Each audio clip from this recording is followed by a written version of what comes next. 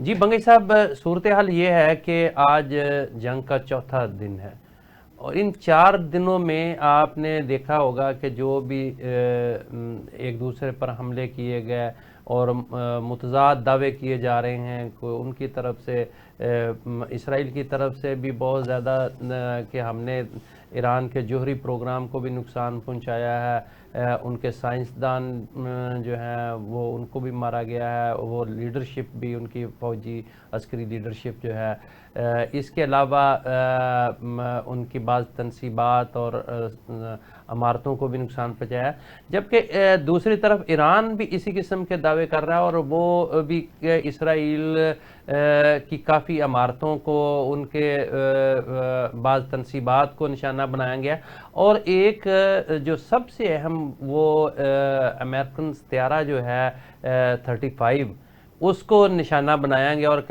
دعویٰ کیا جا رہا ہے کہ وہ بھی تباہ کیا گیا ہے۔ ان ساری صورتحال کو مد نظر رکھتے ہوئے 4 روزہ جنگ کے نتیجہ کو سامنے رکھتے ہوئے کیا نتیجہ خیز کرتے ہیں کہ یہ جنگ کہاں جا کر ختم ہوگی، اس کا انجام کیا ہوگا؟ میاں صاحب، پہلی بات تو یہ ہے کہ یہ جنگ پری پلان تھی۔ اچھا جی، یہ اچانک نہیں سٹارٹ ہوئی۔ یہ گزشتہ مہینے کے 26 تاریخ کو ان کا پروگرام تھا۔ اچھا، اور وہاں پہ امریکن اسٹیٹ ہوم لینڈ کوئی سیکرٹری ہے خاتون، وہ گئی اور اس نے اس پہ بات کی کہ آپ وقتی طور پہ 5واں دور جو مذاکرات کا ختم ہوا نا جی، ایران اور اس کے درمیان، امریکہ کے درمیان، تو اس نے کہا کہ جی آپ تھوڑا سا ہاتھ کھولا رکھیں، ورنہ یہ پہلے سے وہ حملہ کرنے والا تھا ٹھیک، اسرائیل۔ اس میں پھر یہ تھا کہ 1 سے 3 تک ان کی چھٹیاں تھی، شاوت ان کے ایک تہوار ہے وہ آ رہا تھا، اس کے بعد ہماری عید کی چھٹیاں آ گئی ہے۔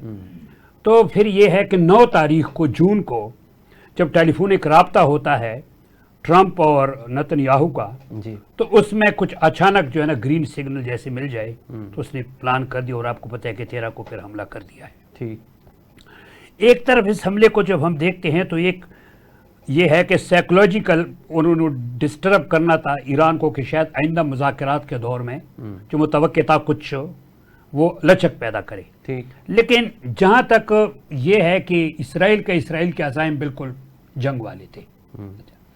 اب یہ جو جنگ ہے دونوں طرف سے حملے ہو رہے ہیں۔ ایران کیا جہاں پہلے یہ جنگ جو تھی 4 دن تک جو یہ جنگ رہی ہے، ایک فیز 2 میں اب داخل ہو گئی ہے۔ اچھا، فیز 1 میں یہ انسٹالیشن کو نشانہ بناتے رہے، اور اس میں سائنٹسٹوں کو بھی نشانہ بنایا۔ آپ دیکھتے ہیں کہ تنصیبات اور شخصیات ہائی آپس جو ہے یہ بہت بڑا اثاثہ ہوتی ہیں، شخصیات اثاثہ ہوتی ہیں نا، صحیح، اور ساتھ ساتھ یہ جو تنصیبات ہے سینسیٹیو وہ بھی تو اثاثہ ہے۔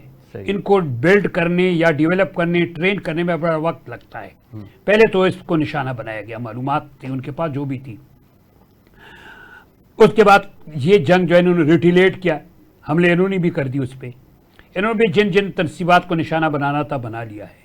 اب فیز 2 اس کا جو ہے جی، ابھی تک مطلب ہے 224 کی کیجوالٹیاں بتا رہی، جس میں سائنٹسٹ بھی ہے، جرنیل بھی ہے، سب کچھ ہے ایران کے، اور 24 25 30 تک کے جو ہے جی، وہ اور 600 ان کے زخمی ہاں اسرائیل کے، جی، مطلب 24 تو بتا رہے ہیں یہ اسرائیل کا، لیکن 30 تک ہے۔